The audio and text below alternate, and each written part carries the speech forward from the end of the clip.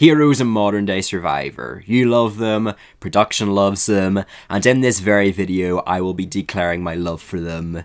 We'll be looking at the 5 individuals from Survivor 41 to 45 that shone bright like a sponsored Applebee's Shark Bowl. But hey, if you want to see more videos like this, then let's try to hit 200 likes. Survivor 41 is definitely unique in its presentation of the modern era. Most people that could debatably be heroes like Ricard or Evie still had their villainous moments, but one individual that was consistently shown in a positive manner was Danny McCray.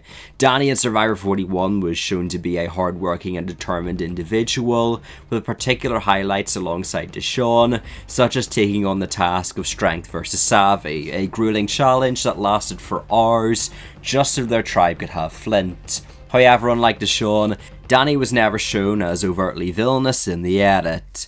This was particularly noticeable during episode 4, where Deshawn got a lot of strategic content about throwing the challenge, and the strategic dichotomy surrounding it. This is comparative to Danny, who in his confessional booth was more so being jovial, while mentioning how much of a beast Nasir was. On the topic of challenges, Survivor 41 was one of the 2 seasons that featured the hourglass, taking immunity away from the winning group, and giving it away to those that originally lost. As we saw particularly from Tori in Survivor 42, it can lead to villainous moments where people lash out as the immunity they once thought they had dissipates. I feel like if he had the choice between food or gaining power in this game, he was gonna choose power. But what can I do? Tori, you should know that. But in spite of justifiably being annoyed, I really liked Danny's response, who calmly disagreed, even though all forms of the immunity in play meant it essentially only was him or his 2 closest allies that were getting voted out. Danny also supposedly laid out the ramifications of this style to Jeff at the Mergatory Tribal Council, more so than shown on the screen, and this caused a change in Survivor 42's hourglass and could have had a knock-on effect of it being scrapped after that season. Nevertheless, I think this sets up Danny as a really well-spoken individual, but always remains respectful. Survivor 41 had a lot of tragic backstories showcased, but a lot of them were front-loaded in the season, particularly episode 1, making them less memorable to me. But the most memorable backstory for me was Danny's in episode 11. He gets to talk about it being the 25th anniversary of his father's passing, then uses the moment on the island to come to terms with his father's death, promising to visit his grave more when he returns home, which is really a beautiful moment. It also provides a nice bridge into Danny eventually winning the immunity challenge that episode 2.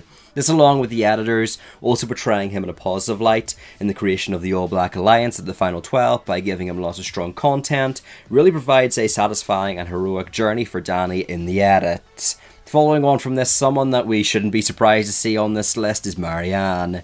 In a game as cutthroat as Survivor, particularly in the modern era, it's very hard to win the game while also not coming off villainous, but I reckon Maryanne did it pretty successfully. For me, Maryanne is the true personification of just being yourself and embracing your goofy side no matter what people say. This is best exemplified by her finding the idol and constantly having to establish creative stories for a bunny rabbit in a mailbox. So like you see like your mailbox and you open and there's like a bunny rabbit and you're like, what's this bunny rabbit doing here, you know? It's like you don't know the whole story unless you're the bunny.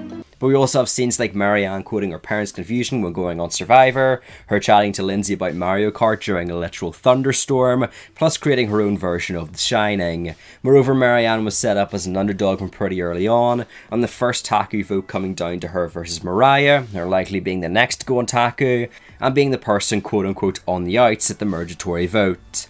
Ultimately, this set up Maryanne as a bit of a dark horse, as she was consistently underestimated by her peers, but always overcame adversity. In the opposite video to this, the top 5 villains in Survivor, Omar was a very strategic heavy villainous individual who pitted contestants against one another consistently. Therefore, it was not only impressive when Maryanne was able to pull off a 3-2-2 blindside with razor thin margins, but doing so against the season's biggest villain was another crowning moment for her hero storyline. Ultimately, I feel Maryanne's portrayal in Survivor 42 was extremely well rounded, showcasing her wild side with her strategic mind also being highly prevalent. I think another undeniable hero in their season was Noelle. Her mission was straightforward, to show amputees could be badasses. This marked Noelle as the third amputee in Survivor US history, and she was extremely open right off the bat about her prosthetic leg, how it happened, and even labelled it as the best thing to have happened to her because it gave her a new perspective in life. Noelle throughout the season had her struggles, such as struggling in the episode 3 water challenge, or in the episode 7 when she needed assistance from her cast members to untangle her from the neck crawl. Perhaps the most heartbreaking aspect of these situations was that she didn't mind the loss for her, but was upset it took immunity away from the others, particularly Sammy. Sorry, Kenny. Stop! We're good. I didn't want to hold on to no damn bucket. Despite this, Noelle still persevered, impressing Cody plus Jesse with her fight. Hell, even Gable dedicated one of his minutes in his final endurance challenge portion to Noelle, who he said was a massive inspiration to him. The culmination of all these factors came into the reward challenge at the final 8. Noelle was struggling with a balance beam section, almost impossible for her, that she couldn't balance on with her prosthetic leg. Although she eventually completed it, causing her fellow competitors to cheer for her in a wholesome moment, and against all odds she managed to win the bag throw endgame. This was also debatably the biggest reward of the season, allowing the contestants letters from home, and it was sweet seeing Noelle being so supportive of the others. Also, really, as far as what was shown on the show, Noelle always understood it was a game. She was never confrontational, even handing out papaya to James as well as Owen when they started arguing, and she acknowledged the blind sides of close allies such as Justine or Dwight was simply good gameplay. Eventually Noelle had to be taken out, but it was out of respect because she came back stronger than ever every time someone tried to get a leg up on her. So the fact she's an inspirational woman cements her placement on this list.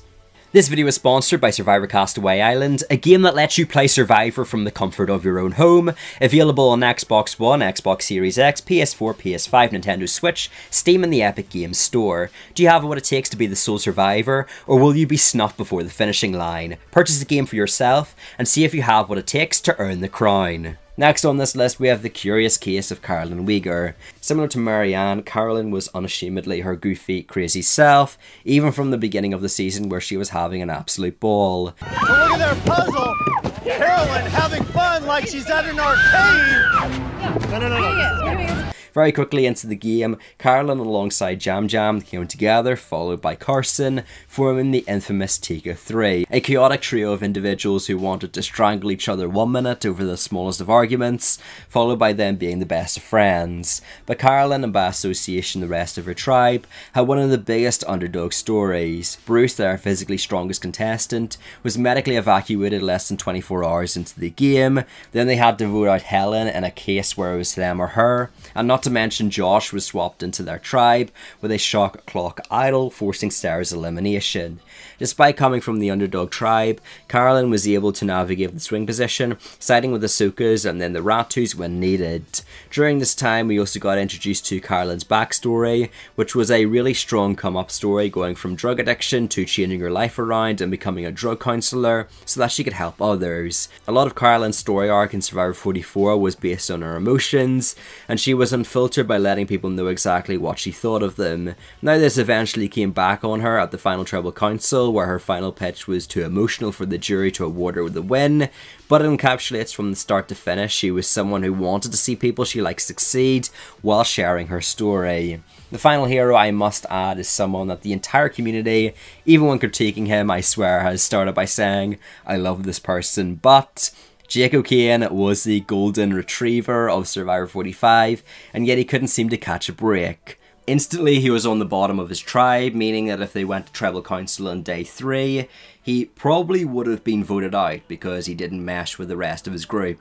Now, over time it progressed into Bruce obtaining the target with Kendra plus Jake bonding, but that still meant Jake was going to lose his one established ally. After a pre-merge of having little autonomy, Jake wanted to make a move. At the mergatory, Caleb played a shot in the dark and it succeeded, causing literally every vote against him to be negated. While this caused him to be target number 1, Jake wanted to use him to make a move, forcing a tie against Aruba 3, which fell through due to some bad social play. While Jake was always willing to make a move with some sound rationale behind his strategies, it always seemed his social game wasn't up to par, meaning nobody fully trusted him. This was further evidenced by him being a secondary option at both the Ukele and Kendra tribal councils, as well as him being the split vote at the tribal council where Bruce was voted out with an idol in his pocket. One night throughout Survivor 43, gave himself the nickname Charlie Brown because he could never catch a break, but I feel Jake took this analogy to the extreme. Even on the one occasion where he found an idol and was able to keep it until the last possible point in the game where it had the most power, he still failed to get Katurah on his side when attempting to blindside D. Jake had practically nothing go his way. He was always on the bottom of the totem pole for the 26-day season, however he still seemed to really enjoy his time even in the after party meal. Just don't let Jake do any of the serving. Has to make another trip. Jake, you break that challenge, you're out. If you want to be my hero, hit that subscribe button and like the video. Come on, you made it this far. On screen now is a video where we talk about the top 5 most insane tribal councils, a video you will love. Nevertheless, have a good day, and peace!